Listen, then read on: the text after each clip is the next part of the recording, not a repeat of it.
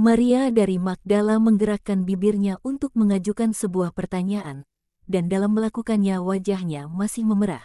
Namun dia kelihatan lebih bebas dan lebih nyaman dari hari-hari sebelumnya. Dan kami, puing-puing yang tengah engkau bangun kembali, akan menjadi apakah kami? Seperti saudari-saudari yang perawan. Oh, itu tidak bisa. Kami sudah menginjak-injak terlalu banyak lumpur dan itu tidak mungkin. Maria, Maria, Yesus tidak pernah mengampuni setengah-setengah. Ia mengatakan padamu bahwa ia telah mengampunimu. Dan jadi, demikianlah, kau, dan semua mereka yang berdosa sepertimu dan yang oleh kasihku telah diampuni dan dikawini, akan harum mewangi, akan berdoa, mengasihi dan menghibur. Seperti kamu menyadari kejahatan dan mampu menyembuhkannya, dimanapun itu, jiwa-jiwamu adalah martir di mata Allah. Kamu, oleh karenanya, dikasihi sebagai para perawan. Martir, dalam hal apa, Guru? Melawan dirimu sendiri dan kenangan-kenangan akan masa lalumu dan melalui dahagamu akan kasih dan silih. Haruskah aku percaya itu? Magdalena menatap pada semua orang dalam perahu, meminta mereka untuk meneguhkan pengharapannya yang bangkit. Tanyakan pada Simon. Aku berbicara mengenai kau dan mengenai para pendosa pada umumnya, dalam suatu malam berbintang, di tamanmu. Dan semua saudaramu dapat mengatakan padamu apakah suaraku telah memadahkan keajaiban-keajaiban dari kerahiman dan dari pertobatan bagi segenap mereka yang telah ditebus. Juga si bocah sudah mengatakannya padaku, dengan suaranya yang bak malaikat. Aku pulang dari pelajarannya dengan jiwa yang disegarkan kembali. Dia membuatku memahami engkau lebih baik dari yang dilakukan saudariku. Begitu rupa hingga aku merasa lebih percaya diri dalam harus menghadapi Magdala. Sekarang, sesudah apa yang engkau katakan padaku, aku merasa kekuatanku bertumbuh. Aku mengguncangkan dunia dengan skandal. Tetapi aku bersumpah padamu, Tuhanku, bahwa dunia yang melihatku sekarang akan mengerti seperti apa kuasamu. Yesus menumpangkan tangannya ke atas kepalanya sesaat, sementara Santa Perawan tersuci tersenyum padanya dengan senyum yang hanya ia yang dapat melakukannya, senyum surgawi.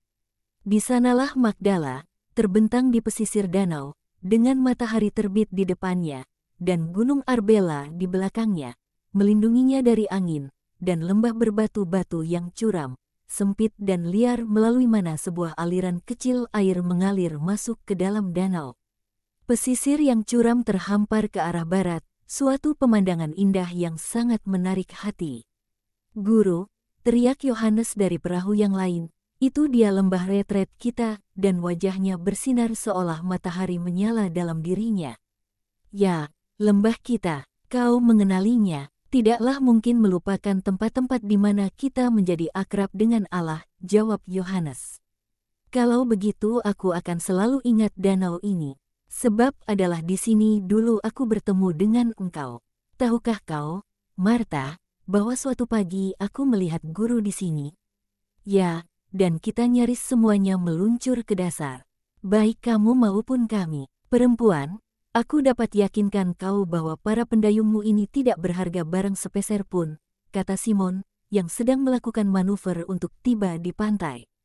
Baik para pendayung maupun mereka yang bersamanya tidak berharga akan apapun. Tapi itu adalah pertama kalinya kita bertemu, dan itu sungguh berharga. Kemudian aku melihat engkau di atas gunung, lalu di Magdala dan kemudian di Kapernaum. Dan setiap kali kita bertemu, begitu banyak rantai dipatahkan. Tetapi Kapernaum adalah tempat terbaik.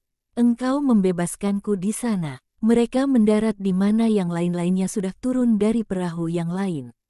Mereka memasuki kota. Rasa ingin tahu semata atau keji dari penduduk Magdala pastilah merupakan suatu siksaan bagi Magdalena. Tetapi dia menanggungnya dengan gagah berani dengan mengikuti sang guru yang berjalan di depan, di antara para muridnya, sementara para perempuan di belakang mereka. Ada banyak bisik-bisik dan cercaan.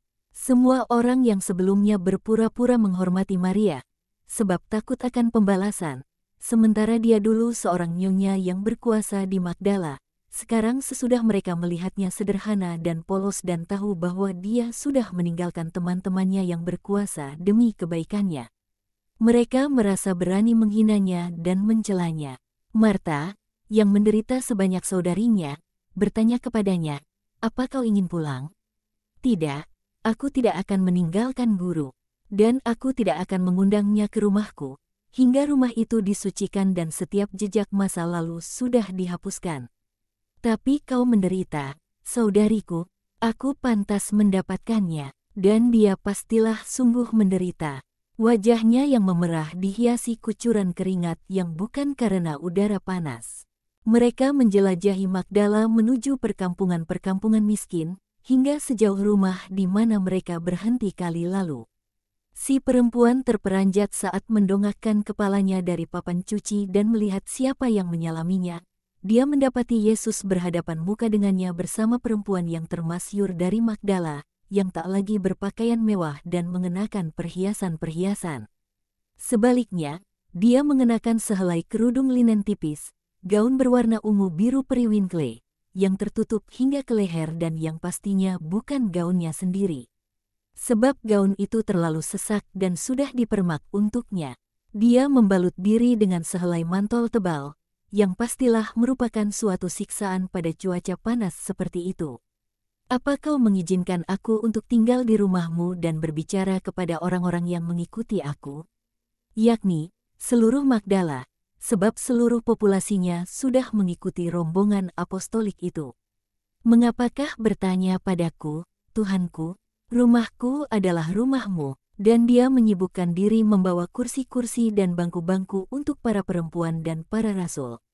Ketika lewat dekat Magdalena, dia membungkuk dalam seperti seorang budak. "Damai sertamu, saudari," kata Magdalena. Dan perempuan malang itu begitu terperanjat hingga dia menjatuhkan bangku yang dibawanya. Tetapi dia tidak berkata apa-apa. Peristiwa itu membuatku berpikir bahwa Maria Magdalena mungkin memperlakukan pelayan-pelayannya dengan angkuh. Perempuan malang itu sama sekali tercengang ketika kepadanya ditanyakan keadaan anak-anaknya, di mana mereka, dan apakah suaminya mendapatkan hasil tangkapan ikan yang bagus. "Mereka baik-baik saja, mereka sedang di sekolah atau bersama ibuku. Yang bungsu sedang tidur di buayannya.